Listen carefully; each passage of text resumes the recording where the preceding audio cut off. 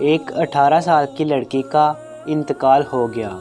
رات کو خواب میں باپ نے بچی کو دیکھا کہ بری طرح سر پٹک پٹک کر رو رہی ہے۔ اس کی چیخیں باپ کے کانوں تک جاتی ہیں تو وہ آواز کی سمت بڑھتا ہے، آواز قریب سے قریب تر ہوتی جاتی ہے۔ باپ دیوانہ وار آگے بڑھتا ہے تو دیکھتا ہے لڑکی بہت تکلیف سے بلبلا رہی ہے۔ خواب میں ہی باپ پوچھتا ہے رو کیوں رہی ہو؟ وہ روتے ہوئے کہتی ہے بابا میں بہت تکلیف میں ہوں۔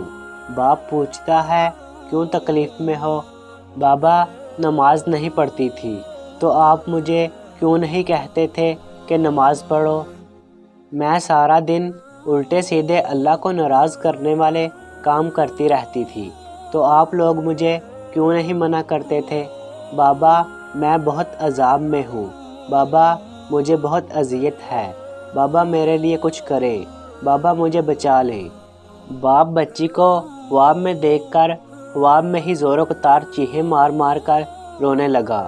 اس کی چیخوں سے پورا گھر اٹھ گیا اور پوچھنے لگا کیا بات ہے؟ مگر باپ اپنے حواس میں نہیں تھا، اس کا رونا بند نہیں ہو رہا تھا۔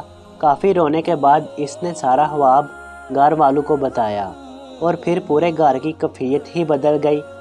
اللہ کی طرف سب کا رخ ہو گیا، سب نے اپنی زندگی سنت کے مطابق کر لی۔ کہتے ہیں کہ لڑکی کا باپ 3 دن میں بالکل بوڑھا ہو گیا تھا، ایک ایک کو پکڑ کر بیٹی کی مغفرت کی دعا کرواتا تھا۔